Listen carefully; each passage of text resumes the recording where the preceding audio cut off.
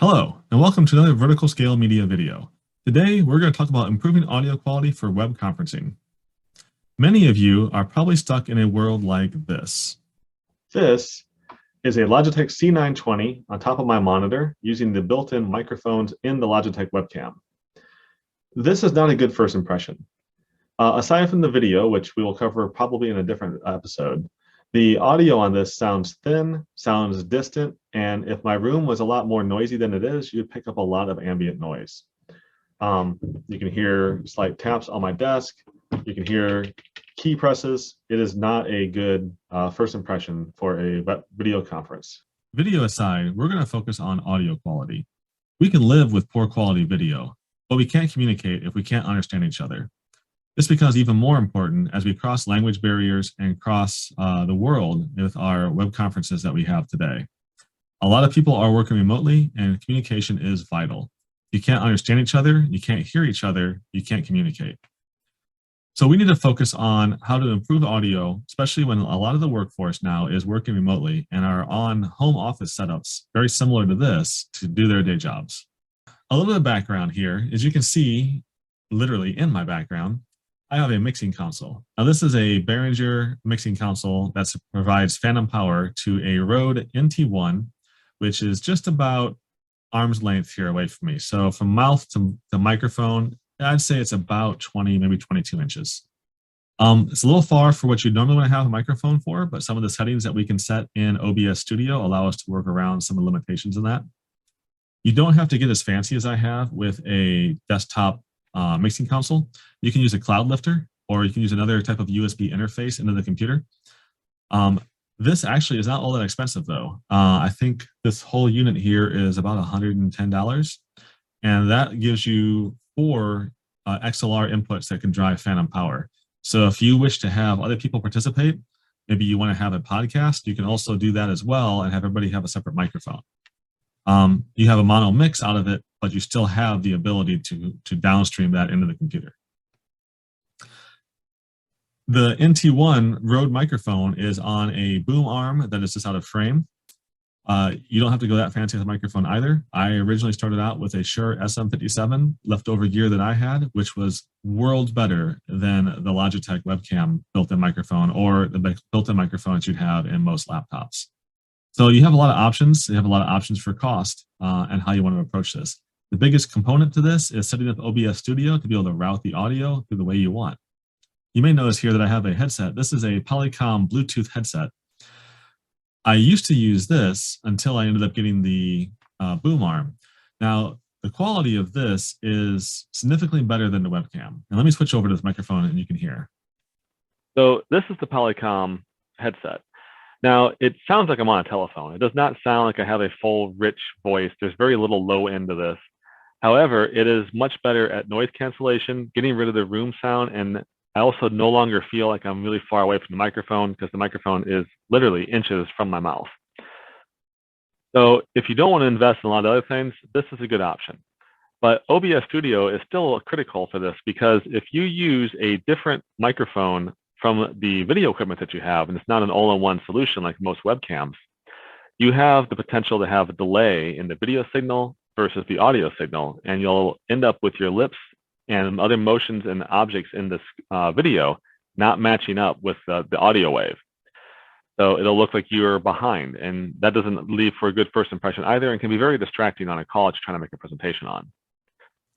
So switching back to the boom arm microphone here, the NT1, we can work around that with OBS. And let me show you how here. There's a couple things that we'll need first. So aside from OBS Studio, there are a few plugins that we'll have to have for OBS to work properly with this. One, we will need to get some VST 2.0 compatible plugins. The re-plugins from Reaper are the preferred plugins for this. There's particularly one that we have to have. If you scroll down here, that is the redelay. We need to be able to add delay in order to match our lip sync essentially with the video. I also use the EQ function in this and the compressor function, as that allows you to get some fuller and richer sounds out of your microphone. But those are not critical for the operation. The delay most certainly is.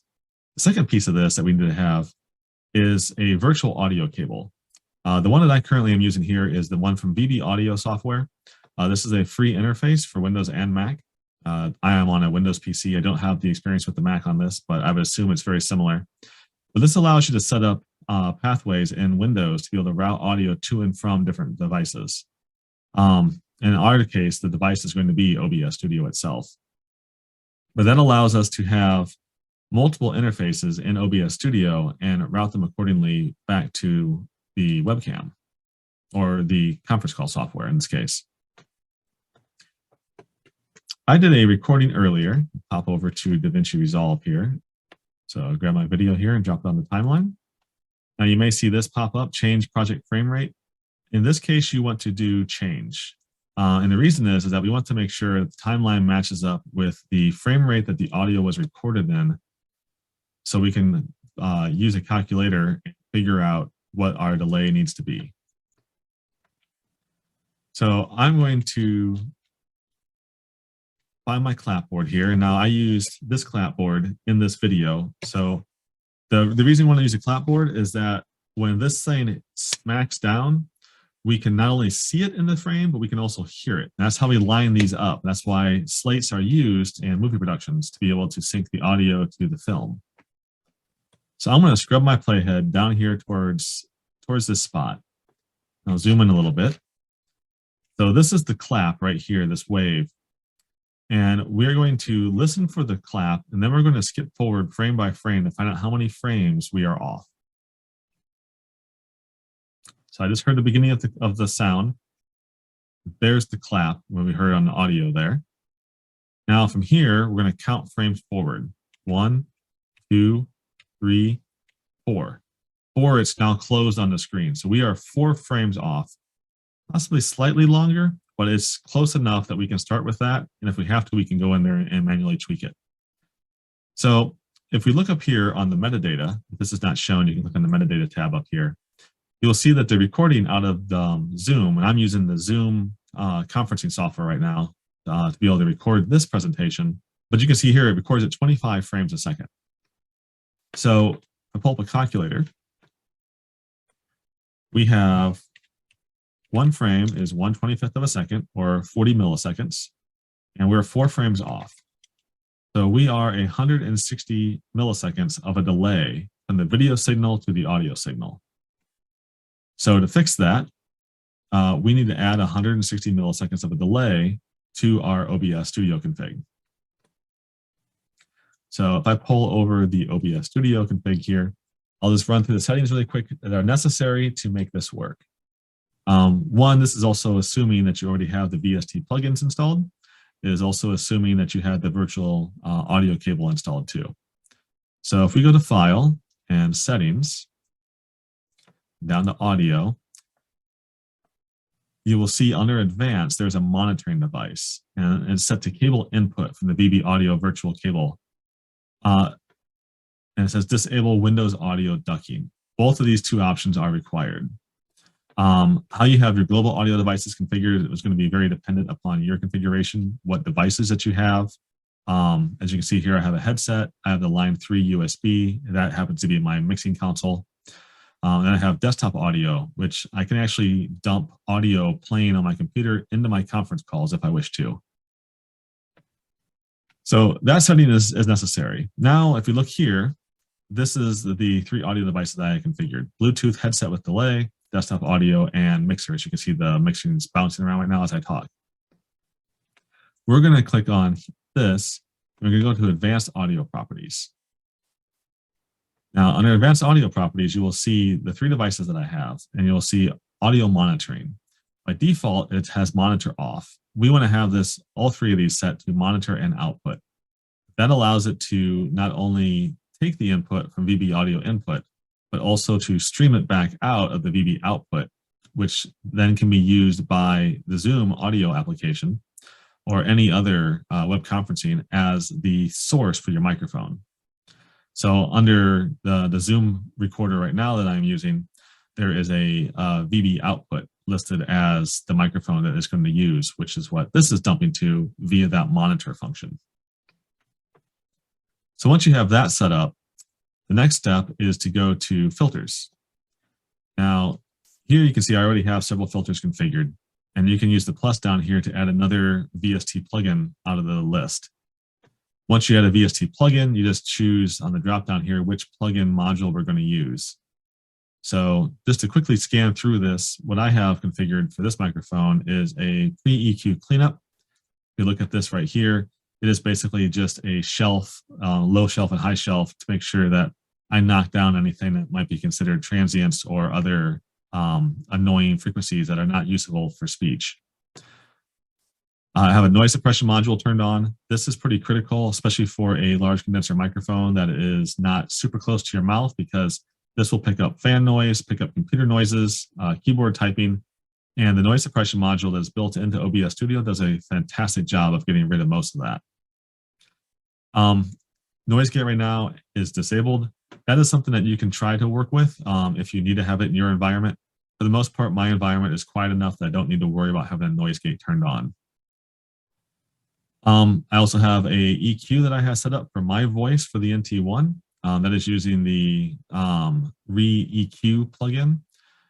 We jump into that here. You can see that I've added a little bit of boost to the bass, dropped the midtones down, and then boosted a little bit of presence here. This is really subjective to how I liked my voice as I recorded it and played it back, and what I figured out I needed to kind of boost and subtract out of the audio mix. I think a compressor is very critical. I'm not going to jump into all the details for a compressor, but if you haven't used a compressor before, basically loud signals, it'll start to compress and pull back so you don't end up clipping and distorting your audio chain. This is something also that I think is important. As you can see here, I'm typically not hitting it, but over here where it starts to bounce down, if I talk really loud, you can see how that jumps down there and starts pulling that audio back so I don't overrun my input signal and have a distorted signal. But here's the most critical one. This is the last one in the chain. That is the delay. So if we go to configure this one here, you see the first thing I have is length of time at 160 milliseconds, which is 4 frames back on our 25 frames per second video recording. So that is everything in OBS Studio to get high quality audio. Now you notice here I also have the Bluetooth headset turned on, and I can just mute this one. Click on that, and now I'm over on the Bluetooth headset, and that's how easy it is to change. So there you have it, how to get better audio for your web conferences. Hope you found this video useful. If you did, please like the video. If you want to subscribe, that's up to you. I appreciate all the support I can get, though. It helps me bring these videos to you and actually have some motivation to do more of them in the future. If there is some clamoring for the video configuration, I can go through that. That's pretty straightforward, and there's a lot of other videos out there about it, but I did want to share my experiences with audio. I think for the most part, most of us are looking to improve audio far more than video, and it also happens to be a lot cheaper to improve your audio over your video. I'll leave a link down below to the different applications that are required for this, as well as some of the hardware config that I have here if you are curious to try to mimic my setup. Thanks for watching. Thanks for stopping by. Once again, this is Vertical Scale Media. Have a great day.